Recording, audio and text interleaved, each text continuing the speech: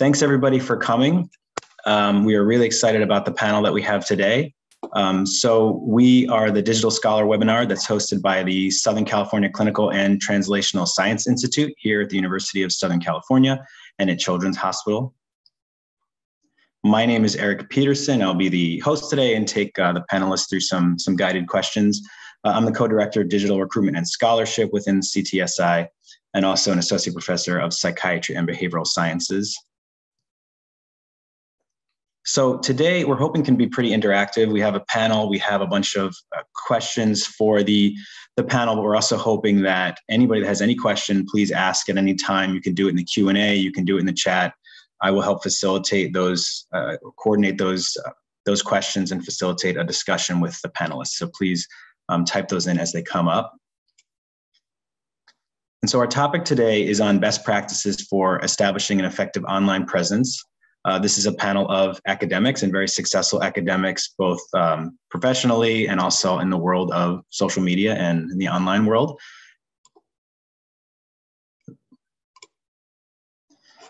So I'd like to introduce each of the four panelists that we have here. Dr. Nikki Kermapur is the Associate Director of Communications here at the SCCTSI.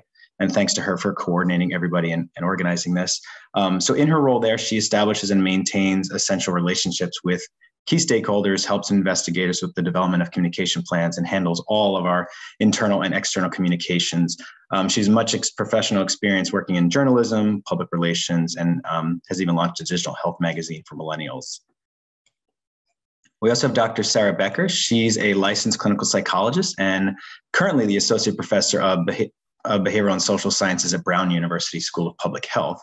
And very excitingly, starting in just about a month or two, she will be the Alice Hamilton Professor of Psychiatry and the inaugural Director of the Center for Dissemination and Implementation Science at the Northwestern University Feinberg School of Medicine. There's got to be an acronym for that, Sarah. That is very long. But she conducts programmatic dissemination and implementation research focused on promoting the uptake of effective addiction in clinical and community settings, and is a very successful researcher, is a principal investigator of at least 9 grants totaling over $18 million from NIAAA, SAMHSA, Agency for Healthcare Research. We also have Dr. Stuart Murray. He is here at USC. He is the Della Martin Associate Professor of Psychiatry and Behavioral Sciences here in the Keck School of Medicine. He serves as the Director of the Eating Disorders Program and is the Director of the Translational Research in Eating Disorders Program at USC. He's also an active clinician researcher. He's authored more than 200 scientific manuscripts, books, and book chapters, and also lectures extensively both nationally and internationally. And then we have Dr. Katrine Walls. So she holds a PhD in epidemiology, and she has over 15 years of professional research experience in epidemiology, research design, health economics, outcomes research, and biostats. She's currently an epidemiologist and adjunct assistant professor in both epidemiology and biostats and community health sciences at the University of Illinois, Chicago, and School of Public Health. You may know her as Dr. Cat on her popular social media channels, where she educates on epidemiology, vaccines, and the COVID-19 pandemic, in addition to many other things. So thank you very much to our panelists for coming today, and I'm going to move it over to Nikki right now. I just want to take you all through some introductory slides that will help kind of establish the why around, reasons for establishing an online presence, whether you are an academic /or researcher, or you are establishing a social media presence on behalf of a school, department, institute, or organization. So, we all know that social media is a tool that many of us use in our personal and our professional lives, but specifically in the context of science and health, which is really what we're focusing on today, researchers report using social media to post content relating to their recent research, to keep updated on advancements in their field, to network with existing colleagues or make connections to new colleagues, conduct research, so recruiting participants through social media platforms, to disseminate information, to interact with the public, and for academic promotion to kind of show that they are active and as part of their tenure package. So in terms of existing research out there about social media, a scoping review conducted in 2019 aim to explore how social media is used by health researchers professionally, as reported in the literature. So the researchers analyzed in this study over 400 articles from 31 countries. And the main themes that they identified included using social media for participant recruitment, providing health information, and to disseminate practical ways to use social media. So these are just a few social media platforms that you may be using now or are wanting to use or are familiar with. So there are so many social media platforms in which researchers and academics can establish a presence. You can communicate through images on platforms that are geared toward photo sharing, such as Instagram, or you can engage in long form writing on blogs or websites, things like medium.com, YouTube, podcasts. They also integrate an audio-visual element that can be really great for didactic purposes. And in general, the recommendation for people who share information on social media is to keep things concise and easy to understand, layperson friendly, and specific. So the general advice would be you want to establish yourself as a subject matter expert, which will keep people engaged and help them associate you with a specific area of research or body of work. So in addition to all the ways that we talked about in which social media can be an asset, it matters because researchers can influence the public on a large scale, and they can share accurate information and combat mis and disinformation, which right now is a really huge topic. And Katrine will speak more to that with regards to public health knowledge, especially around something like the vaccine and the current pandemic. I want to kind of just take a bird's eye view and just talk about in the consumer and e-commerce spaces, people's trust in influencers grew 72% in just the past year. Although researchers are not selling a product in the traditional sense, we are promoting our personal brand and our program of research, or maybe we are tweeting or uploading videos on behalf of an institute or school. So that is something we do have the ability to influence in that way, though not in the same way as in like the e-commerce space. So in that way, we're serving as stewards of our institution. And if we extrapolate this concept and apply it to researchers, we do have the power to educate, empower, and enrich the public trust in science, medicine, facts, and research, which I think is obviously very important. So I know that was really quick. I just wanted to kind of set the stage with some introductory information, and I want to show our panelists again. We will be moving to a slide from Dr. Murray and then Dr. Wallace, and then we'll go into some questions. And also, if you have questions, feel free to put those in the chat. So I'm going to turn it over to Stu. Hi, thank you, Dr. Krumipur. So I think this speaks to for me at least, the benefit of being active on social media is really bringing out my science from behind the paywall and making it more accessible to ultimately the consumers of science. So I work in psychiatry and mental health, and we know that most of the work that lands in these journals is funded by the taxpayer. And yet these journals hide the science behind the paywall and sell it back to the taxpayer. It's a very small number of people that can access these journals. You have to have a university affiliation, and then you have to go through, in our case at USC, multiple steps of authentication to get to these things. So what really draws me to social media, and apologies, that slide looks a little blurry on my screen, but essentially one thing I really like to do is distill down my research findings and disseminate them broadly in bite-sized portions so that everybody can sort of be aware of the research that's going on in my group. And I found that you get far greater scope and reach and a far greater ability to impact sort of healthcare and policy if you do this. And so this particular example is a paper that I published in a journal called Psychological Medicine, which is a stellar journal. It's hidden away behind a paywall. And so I did what's called a tweet thread, which is a series of tweets connected to one sort of thread or topic. And I summarized the rationale, the method, and then the findings. And as I mentioned, PsychMed is a stellar journal. It has an impact factor of about 10, which means that, on average, the paper, if you're lucky, is going to get cited on average 10 times in the following 2 years. So it gets used 10 times. When you look at the download data from other academics, that's marginally higher. But when you look at the impact of this tweet thread, which took just a few minutes to do, it made 26,000 impressions on Twitter.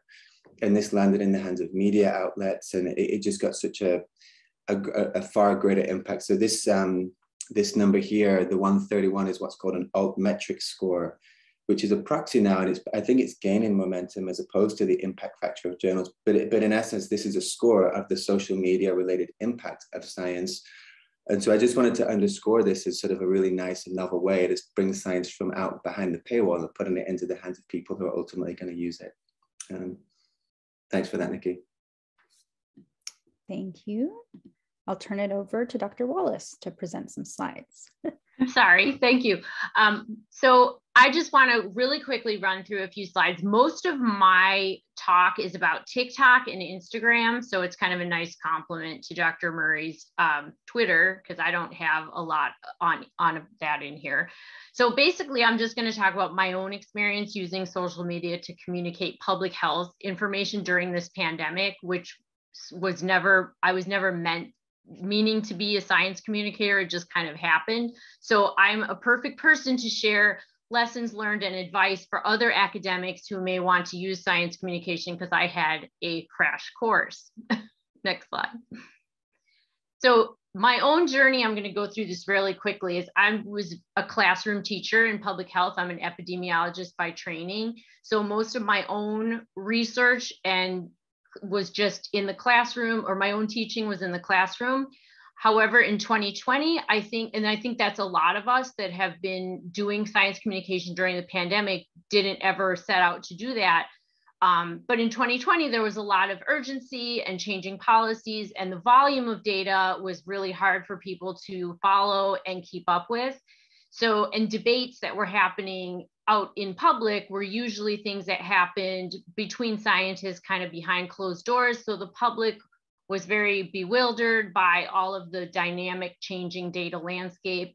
So then scientists and then non-scientists started to enter the discourse.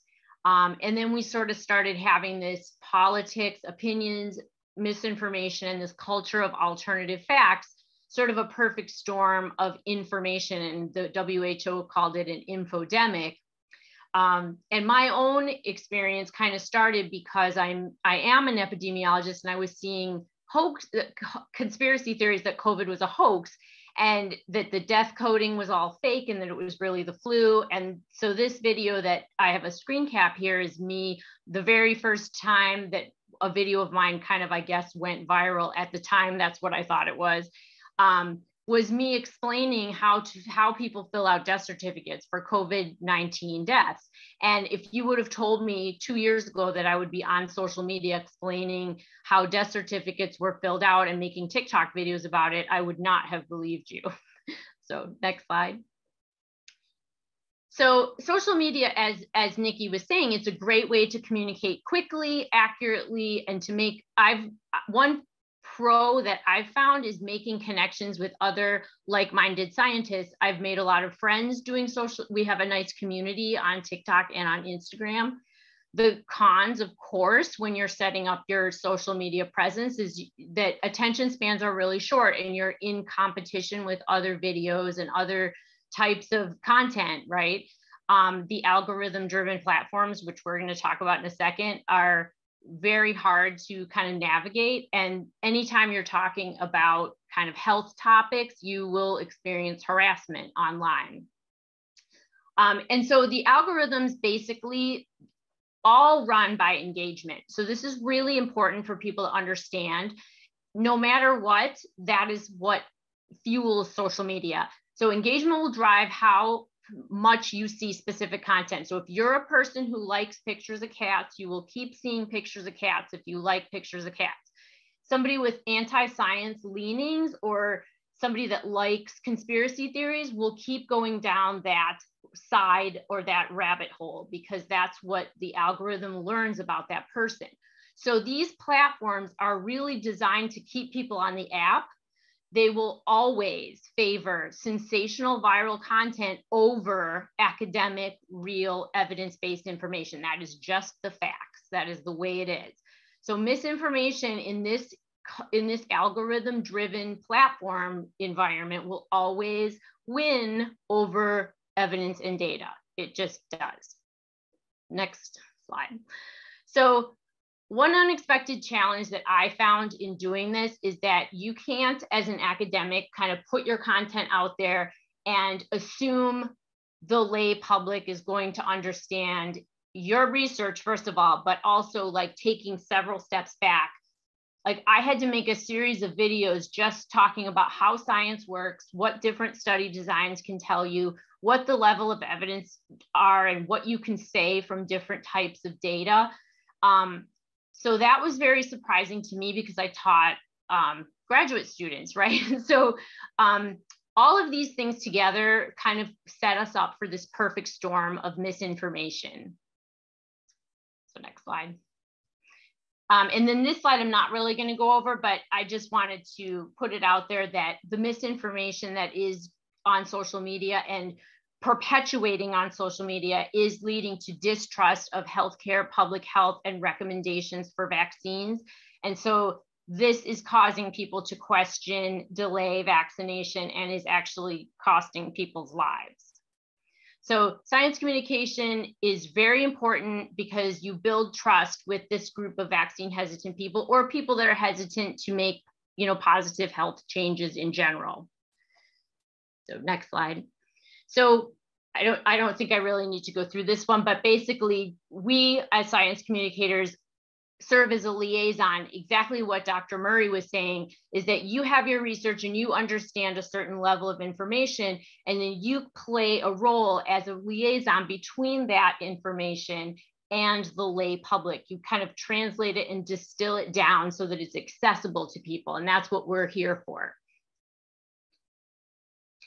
And one thing I would say that I would definitely recommend when you're building a social media presence is that you need to kind of let people know you. And I wouldn't say to let people know everything about you. I don't post personal information about my private stuff, but I definitely think people like seeing into your life. Like they know that I'm a mom, for example. I talk about, being a mother. I talk about my house. I'm a homeowner, and I talk about my hobbies. And I think that helps people trust me and know that, when I'm trying to combat misinformation, they know me as a person. And that, we can, you can go to the next one. And then one other thing for building trust is if you have a link in your bio, you can make a link tree that then links to all of the scientific articles that you're talking about. So it doesn't have to mean science. Social media doesn't have to be frivolous, and it doesn't have to be, you can make it fun, but you can also back it up with evidence. And that's what I do. And then when they click on my link tree, they can see I'm not selling anything. All I have in there are peer-reviewed articles. So, and then my last advice to people is that when you're making a social media account, just understand that you're not always going to be right. You will make very public mistakes, and it's embarrassing, but it's okay. We all do it. You have to develop a thick skin and be prepared for trolls and harassment. But troll comments are good because they mean you're making an impact. It takes a while to realize that. You just block people and you move on. Make sure you're prepared to present the very latest evidence and data, because this is your product. You need to be able to offer people something. That's why they're following you, and being up to date on the data is what you have to offer. That's your product. And that's why people want to follow you, because they trust you and they know you're up to date. And the last thing is that just understanding, again, that the algorithm works against you and that you will not always go viral. And it can be frustrating when you work really hard and you don't, but you are there for a reason, and your followers will stay for that reason. Thank you. That was great.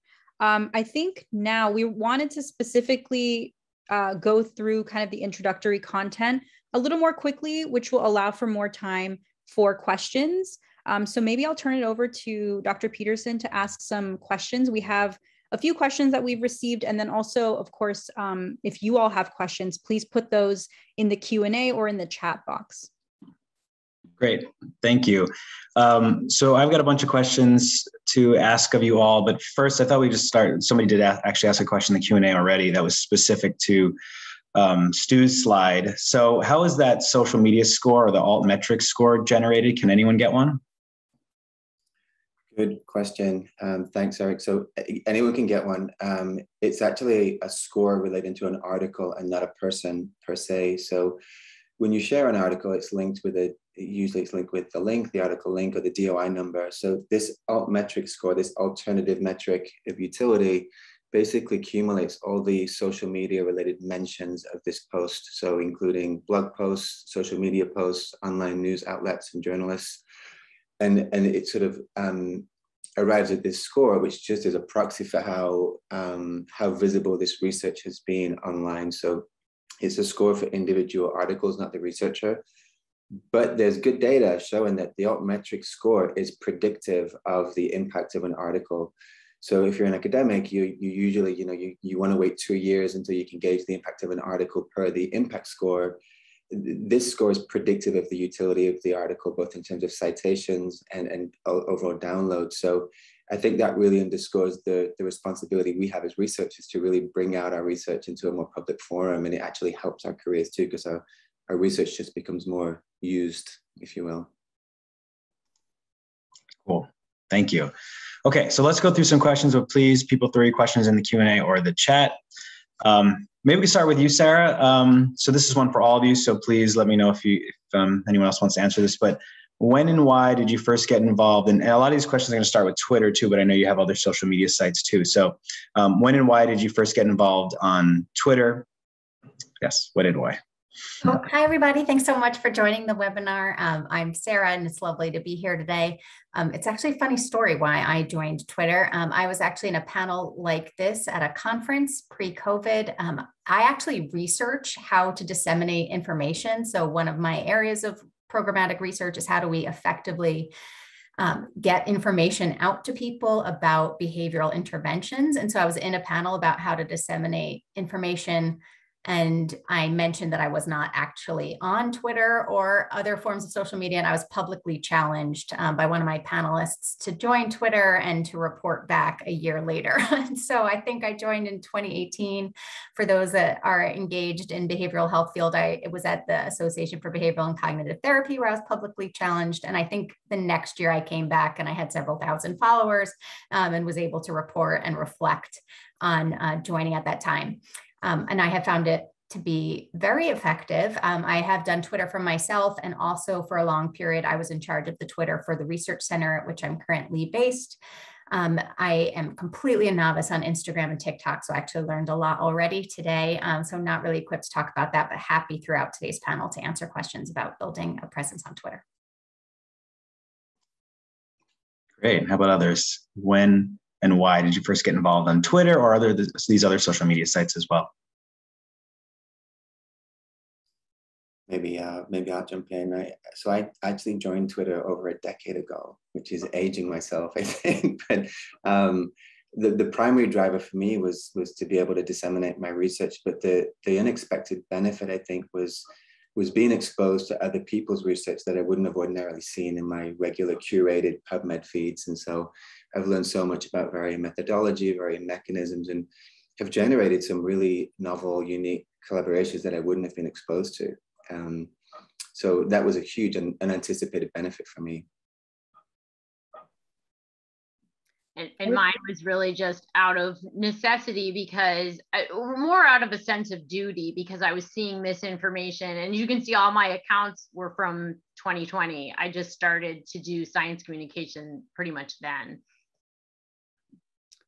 I would say for me, I've just checked Twitter. I joined in January of 2013. So at that time I was a graduate student. And I think it was sort of told to us by other faculty members that, part of being a successful academic is sharing back information. And of course, at that time I was a student. And so I really didn't have any information or of my own research to share, but I really was using it to kind of monitor different topics that I was interested in. And so I found it more like an aggregation tool for information. And that was useful for me. And then, later on, years later, as I, used Twitter to, establish a health magazine. And then also now I'm in charge of the Twitter for this, along with other folks that are probably on this call that help me. We are in charge of the CTSI's Twitter account. And so we're building content for an institute. And so that has its own kind of set of objectives and, branding guidelines and so forth, and sharing of content that is in line with our mission and what our followers and stakeholders expect from us. And so I've been at USC for 6 years. So I would say like 2 years ago, I kind of was more involved in the Twitter account for the CTSI. And then on a personal level, I guess professionally as well, I have been part of Twitter since 2013. Great. Thanks all. Okay, so let's go to some of the audience questions here. So here's kind of a two-parter. You expect the question of how often do you post, and does that help increase your followers? So how often do you suggest posting on these social media sites? And more broadly, how much time would you say you spend posting, checking? How do you work this into a typical day? Do you do it at night? Do you do it first thing in the morning? So kind of a broad one there.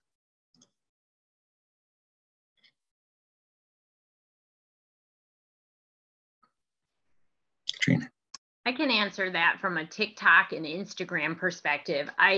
We were talking about this before we went live. I think if you're trying to build a following on TikTok and Instagram, it's really important to post a lot, because then people get to know you. And every video you post has the potential of going viral or getting more and more viewers.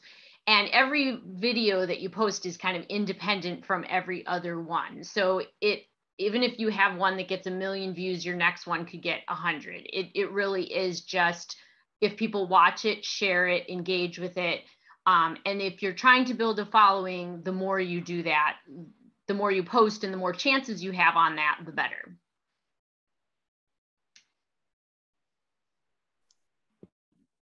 I would say in terms of engagement, you want to, from an institute, like if you're posting on behalf of an institute or a school, you don't want to overpost, because quite frankly, I don't know that people are checking and engaging that much. But you also, I've seen the converse. So a lot of organizations, schools, departments, especially if they're affiliated with an academic medical center or a university, sometimes they just don't really post very much at all. So they're erring on the side of like, if posting too much is here and then posting infrequently is here, they're more like over here. And so I think that, I'm not saying what we do is the ultimate truth, but we post at least, I would say, 3 to 4 times per week. I think that's a good, minimum. I don't think you should post multiple times per day, unless, for example, you're leading up to the promotion of an event. So if you follow our Twitter, you could see that we were promoting this event. We did send a tweet last night. We might have sent one this morning, maybe an hour before the event. You might catch people. And the reason for that is you might catch people who are like, oh, this event looks really cool. I have a free hour in my day. I'm going to jump on and join it. So I think it really is dependent upon the occasion. So you kind of have to tailor and personalize your approach based on what your objective or what your goal is. But I think that, being conscious of inundating people with too much information is also important. Yeah, I think like Dr. Kat, when I started on Twitter, I was really intentional about trying to tweet often. I actually Googled this and did my research of like, how often should people tweet? And I found an article suggesting that 7 to 8 times a day was the sweet spot. But 7 to 8 times doesn't include original content. It can include retweets. So when I started on Twitter, I was really lurking quite a bit. So I would read other people's tweets. If there was stuff I liked, I just retweeted it. I would be very friendly and like people's posts. Then I started to get a little more comfortable and I started commenting very friendly on people's posts a lot of times, being encouraging.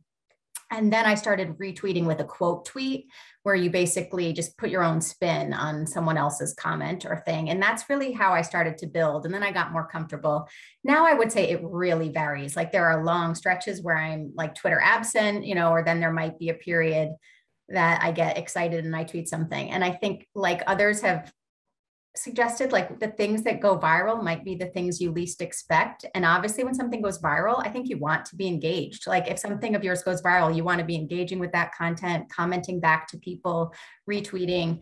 The thing that went most viral for me was a rant tweet when the Wall Street Journal like took away Dr. Biden's doctor, you know, and was dismissive of her. I had a rant tweet as I was driving my daughter to ballet. I looked and I had like 50,000 likes, you know, and so that I was suddenly, you know, engaged with that content. I got asked to be on the news. So that's the other thing, like things on Twitter get picked up by the news all the time.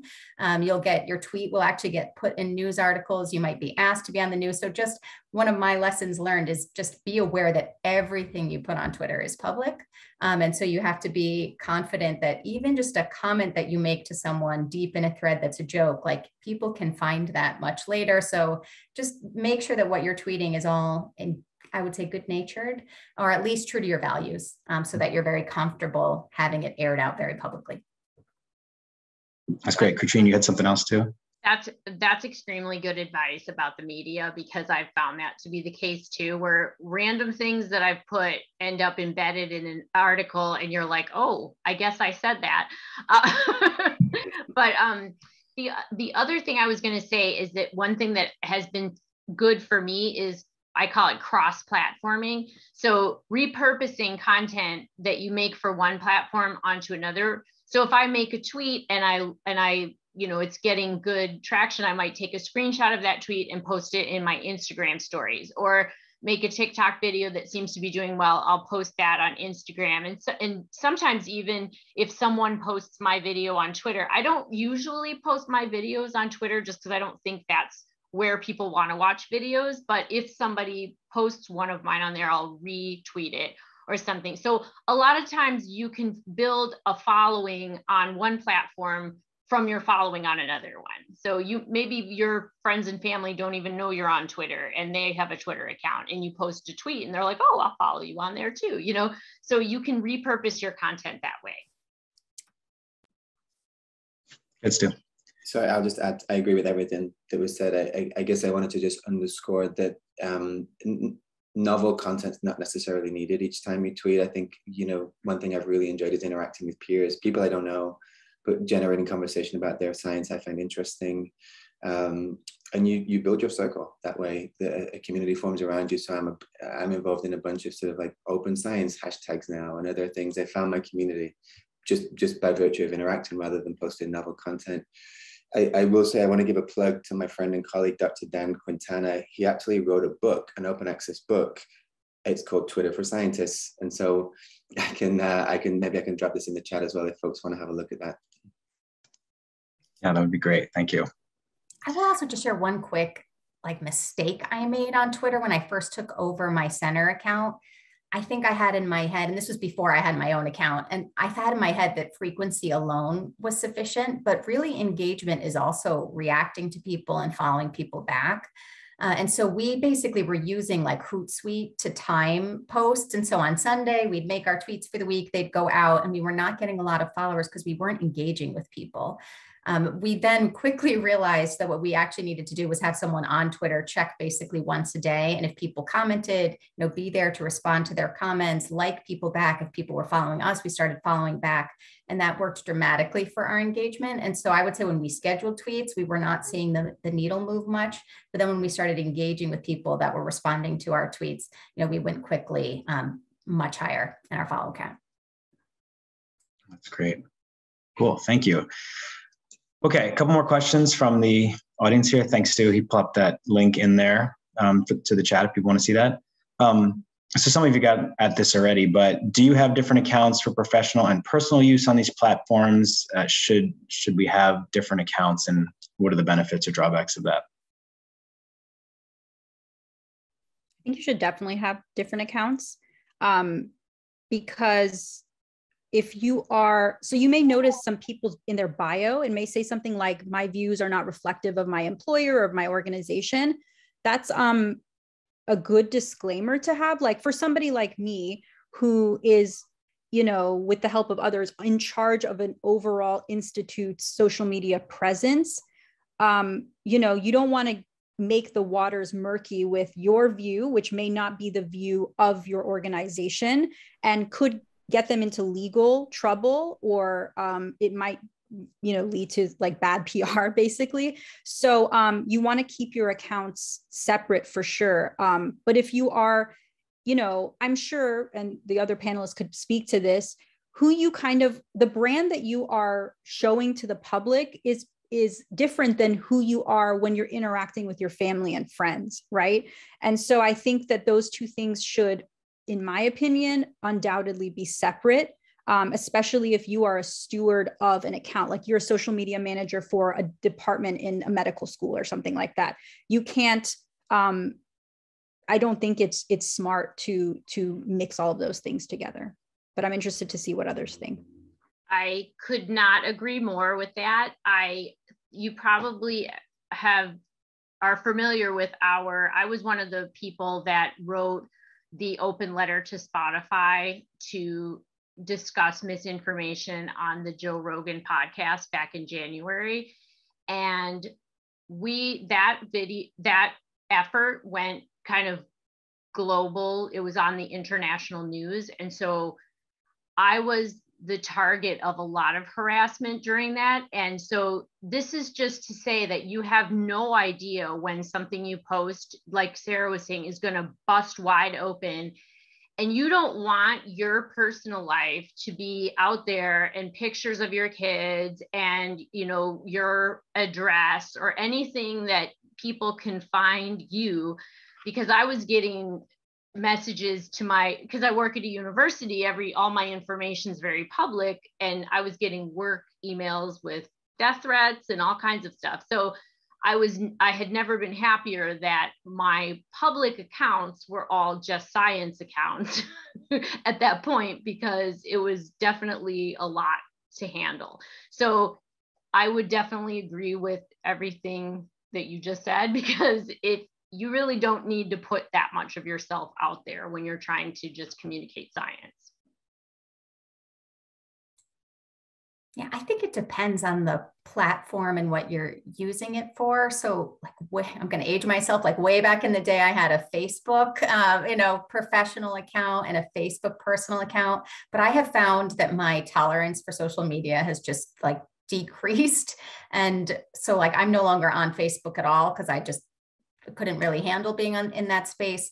And I just don't have the bandwidth to do a personal and a professional Twitter. I just don't, like, realistically. So I have a professional account, and I just make sure that I'm following the principle that anything I tweet could be the thing that gets picked up by the news, or could be something that everyone's going to read. So I basically follow that principle. Of course, if I have an institution, so I'm going to be an incoming center director this summer, my center will have a different Twitter than my own Twitter, obviously. I think that goes without saying, but I don't have the bandwidth to be like Sarah Becker, PhD professional person, and Sarah Becker, like different person. So I just try to be genuine and try to not put anything out there that I'm not comfortable with.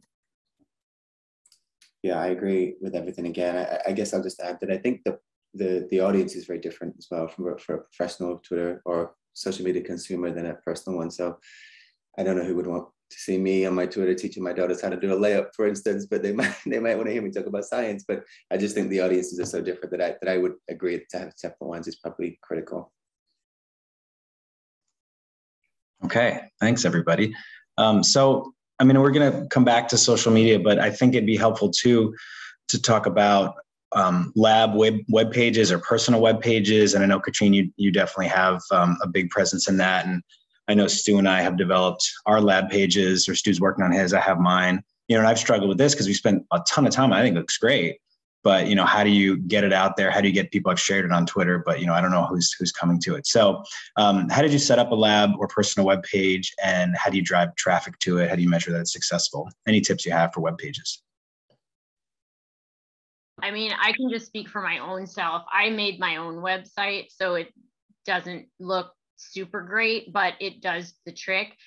I mostly set it up because I wanted to have a place to host all my links. So if you click on the link in my bio, it'll take you to my webpage, which is just a page that has all my links on it. And I wanted to use that because it will help your SEO rating if you drive traffic to your own website versus like a Linktree or some other website.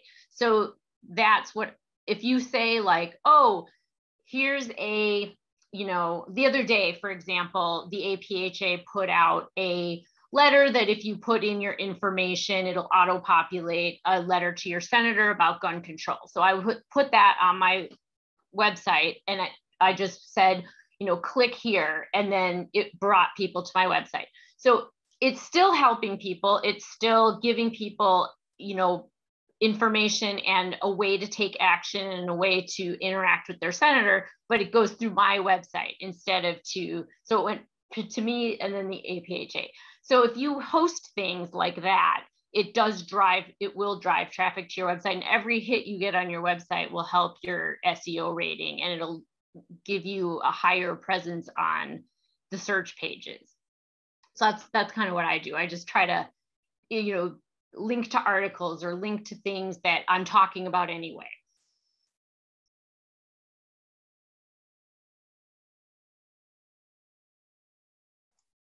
Anyone else? I was going to just add really quickly that it's always, this might seem kind of elementary, but I think linking to your website, your personal website or your lab or school's website in your email signature, and encouraging all of the folks that work for you, like your interns or your student assistants or other staff members, to do the same. I think if people are interested, they will click on it. And I think that that's a tip that I've shared with other faculty members as a good way to have it be easily accessible. Just to follow on from that, Nikki, as well, like the things I've done, anytime I've interviewed with a journalist, I've always asked that they include a link to my Twitter or my website, my group's website, so that I'm accountable and I'm sort of accessible to sort of people who want to ask any questions. But to Katrina's point, it drives traffic as well to the Twitter or the website. And I just thought of something else. I'm sorry to keep saying stuff, but the other thing that I was going to say is make sure that if you are connected with people on social media, even if you have a huge presence on social media, you want to drive all of those contacts to your own personal website. You want to try to have a contact form or, you know, the link in your website, because you want to own that contact, right? If something happens to your account or anything, you want to keep those contacts. And if you need, especially for a center or something, if you're promoting things, just imagine that, you know, possibly something might happen to your account, or you want to still be able to email those people. So any way you can drive traffic to a form or anything for people to fill out for more information, that helps you to then own that contact outside of a company like Twitter or Instagram. Yeah, I also loved what Dr. Kat was saying earlier about cross-posting. So for our center Twitter, what we would often do is have a news article on the website, and then the tweet was a really short snapshot with an image and a link to the longer news article on the website. So we were trying to drive people to the website, you know, to get more detail. Great, thanks everyone. Okay, so this is another pretty broad question. I'll combine two questions here, but you know, I've found I've actually made some friends on Twitter, and then found that when I go to a conference, you know, you recognize people and you feel like you kind of know them already, and it just makes that you know, less awkward to go up and start talking to them. So I really benefited from it professionally. So I was wondering if you all could maybe describe a connection you made on Twitter or on one of these social media pages that led to a successful friendship or collaboration, but really just more broadly, just how you found that these social media sites have benefited you professionally and how they benefited your career.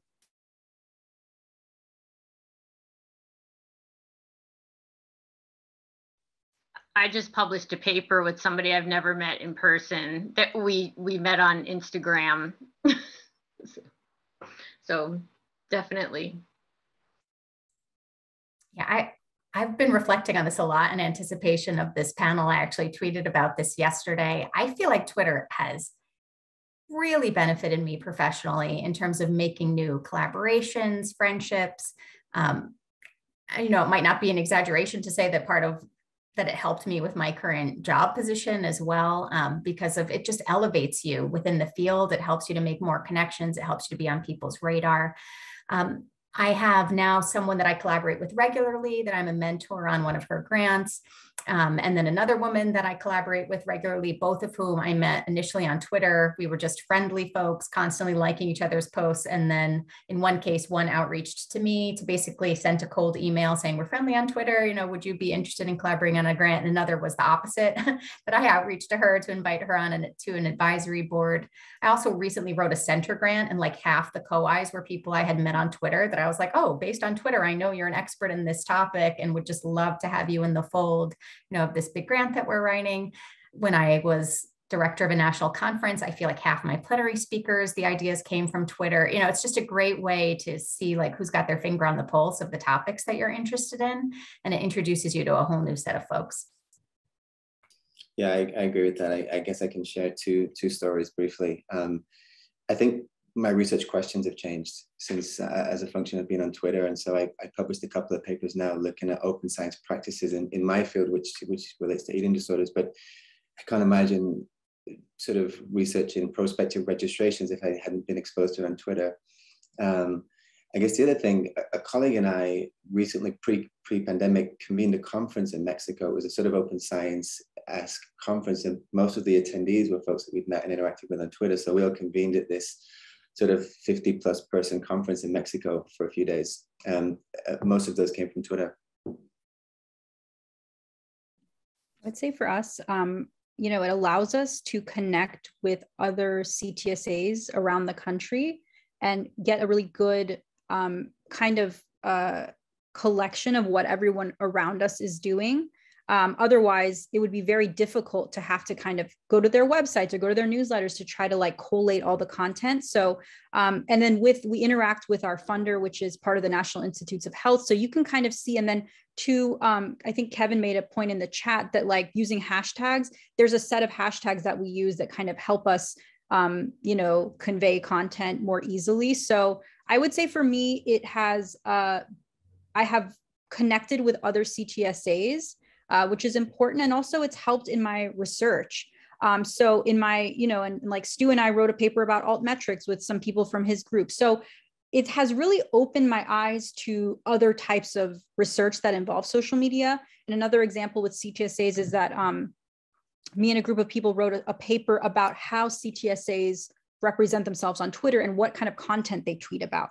So it has really given me ideas and access. And so as part of that, I DM'd a bunch of CTSAs and I got to know their social, like who is behind the account, you know? And that was one of our questions, is that, you know, who is tweeting on behalf of CTSAs? Is it an administrative function, or is there a dedicated communications person in all of these CTSAs? So it really led to kind of interesting conversations and research, which I think is great. Thank you. So I just want to point out that there's some activity going on in the chat as well with some tips and strategies that some of our audience have been putting in there. So check that stuff out. Okay, so maybe just a couple more questions and then we'll wrap up. So another one is, so how do you implement accessibility best practices when posting on Twitter and other social media sites? So I know, Nikki, you have some examples from CTSI you can share, but interested to hear what other people say. Yeah, so accessibility has really, interest and attention to accessibility has become very important in the past few years. So what does that mean? That means making your content accessible to people with different types of limitations, whether that's visual or you know, color blindness is another type of limitation. So you need to really be careful about what kinds of color combinations you use. For example, white and yellow, or certain types of red, because there is a group of, you know, people that are colorblind. It's hard for them to read. And, you know, even if you're not colorblind, even like someone like me, if I don't wear my contact lenses, I can't see anything. And sometimes when I do wear them, I can't really see anything. So is your text big enough for people to read? Is your color combination or your font that you use, is it readable? Are you using alt text when you are posting an image? Like what that means is, let's say that I post an image of a nurse treating a patient and someone can't see that for, you know, they want to read the alt text and say, you know, photo of nurse treating patient. So that's an example of alt text. And then, so yeah, I would say be careful about color combinations and font, use alt text. And then subtitles for videos. That's huge. You can get in a lot of legal trouble if you don't use them. But like for me, sometimes I would want to listen to a video on mute, and then I can do that by looking at the subtitles. And sometimes people talk fast, including myself. So I want to be able to look at subtitles. So I think that those three are really huge for accessibility. I would like to add to that, because I agree with everything she just said, that most, I would say, now I'm not talking about Twitter, I'm talking about Instagram and TikTok mostly, is that most of your audience is going to be younger, and they're going to be Gen Z. And Gen Z is extremely sensitive to things like accessibility, gender inclusive language. All of that is really important to work into your content. So I totally agree with, if you make a TikTok video and you don't have captions, you will get a million people asking why you don't have captions, because that generation is just used to that being the norm. So I would say that is a very important thing that you just brought up. I'm going to share something that sounds really basic, because it is, but if you're making website copy or anything else, there's a nifty trick in Microsoft Word where you can do a readability test to see the grade level. That's a hobby of mine, because I study research dissemination. Is I'll look at things on national websites from leading places in the field, and most of what I see is at like a 14th grade level, which is like horrifying. We should be aiming for like 5th to 8th grade. And I would bet that like 90% of the time when you do a readability test, you are writing at a much higher, more jargony level than you think. And so just be aware of making your content at a very, very low grade level, because that is the average readability in America. To that point, Sarah, with regards to health literacy, you should also think about things like numeracy. So if you're a researcher and you're saying that this percentage of people have this condition, or in a survey, this group of people did this, or you throw around terms like randomization or RCT, or like Dr. Kat talked about, people don't know what that is. Just like plainly, they don't know what that, like the lay public doesn't know what that is. So being in we're in, some of us here on the panel are in Los Angeles, very diverse place. People, we have a large group of people for whom English is not their first language. So you need to just be, maybe it means that, when you're disseminating research that you did with, for example, an Asian population or a Latino population, maybe you write the findings in a different language. Maybe you put an infographic that is in that language, or maybe you really try to optimize your content so that the numbers or statistics that you're sharing are understandable by everybody. And, everyone here has a PhD, but I'm sure we can all talk about times where we've read something like, I don't even understand what this person is trying to say, right? So let's put it in a way that, it's like you're explaining it to someone at the grocery store, or, someone in your family who does not have a master's degree or PhD, or just try to think of it from that perspective. And I think that that's really important as well.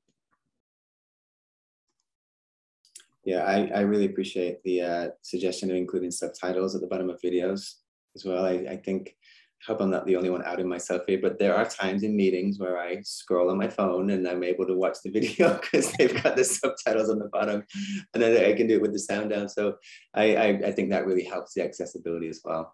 Hopefully that's not just me. Are you doing that now, Stu? Yeah, I saw you. I was going to say, as long as you're not doing it now. So we just got about 4 or 5 minutes left. I wanted to just something that a couple of you had mentioned too was just, having thick skin, and, I know it's different, for Stu and I'm sure, but in terms of, the harassment that you might receive online, and just, there's lots of times I think of something I might want to say, but it's like, well, I don't know how that's going to be received. And I'm so averse to that I don't put it out there, and, probably, don't get something out that maybe would have been really impactful. So could you talk a little bit about harassment, and just kind of maybe some of the strategies that Twitter or some of the other social media sites have for handling that, within the platform itself, and just how you go about doing that? I would say that none of the platforms do a great job at protecting their creators, quite honestly. You can report people that are harassing you, but really nothing happens to them unless it's something really violent and horrible that they're saying. And that's just the reality. Yeah, so I talk about this. I have not thankfully experienced harassment on social media. I can't recall that I have, so that's probably a good thing. But to Dr. Katz's point, the more reach you have, the more you open yourself up for people to find you and then say negative or, offensive things, that's sort of like a catch-22. I talk about harassment in the context, when I teach my students, I talk about it in the context of journalists who are the target of harassment online. And, there is not a really good answer for this. News organizations and agencies they put the onus on their staff, on the journalists, to learn how to, fight against harassment, or how to kind of seek resources to help them deal with feelings that arise through harassment. And so I feel that to echo what Dr. Katz said, I feel that the response from the social media platforms is not sufficient, because they basically say you can block or report people, but it's on you to learn how to deal with the feelings that may come up as a result of being an influencer or a person on this platform that receives negative feedback or hate speech or something like that.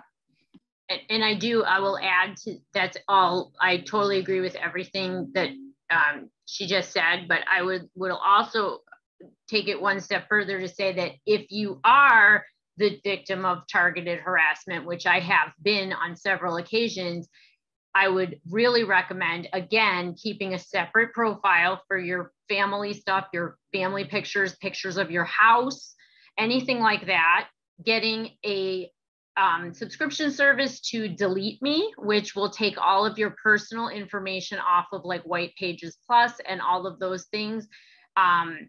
It costs like $200, and I'm not sponsored by them, but I would definitely recommend it, because when people were trying to look me up, they only could find UIC. They couldn't find anything about me or where I lived. And you can get your own cybersecurity kind of person that can look through and see if they can hack you and find out more information about you. So these are just things that to keep in mind. Most of you will probably never have to deal with any of that, but there are resources available if you do find yourself in a position where you are getting harassed. Yeah, I would also say probably like 95% of people are kind, and encouraging. And it's like the small but vocal amount of folks that can make a negative experience. And definitely early on, I felt like, oh, I just have to like meet them with science, or I have to just like explain. And then it's like, no, life's too short, like block, or mute. Like these people just aren't worth the time and energy. Also, like half the time, the people that give you the most grief, if you look at their profile, they have like 10 followers and you're like, literally, this is all this person does. Like, or they're a bot, and so just a lot of these folks, it's like, it's just really not worth the energy to stress about it. It's like, if you're genuine to yourself, and someone's coming at you in bad faith, it's easier to not engage. And I think it depends on the subject matter that you're talking about as well. Like I always present science information, but my area of science has become very political. So that sort of influenced my experience. Okay. Well, thank you so much for sharing those experiences and those tips and strategies. And we're going to wrap up now. So I just want to thank each one of you very, very much for taking the time to do this. I think this was really great. Just so everybody knows that's on the call, we're going to post this on our website, so you can come back and review it at any time. Also get some of the references here. There's also a brief feedback form, if you can click on that and give us some feedback about this specific webinar, but also about some future webinars you'd like to see. We're going to take a little break in July and August, but we'll be back in September. So keep an eye out for some of the digital webinars that we have coming up. Thank you to the panelists one more time. Really appreciate your time, and we'll see you all later.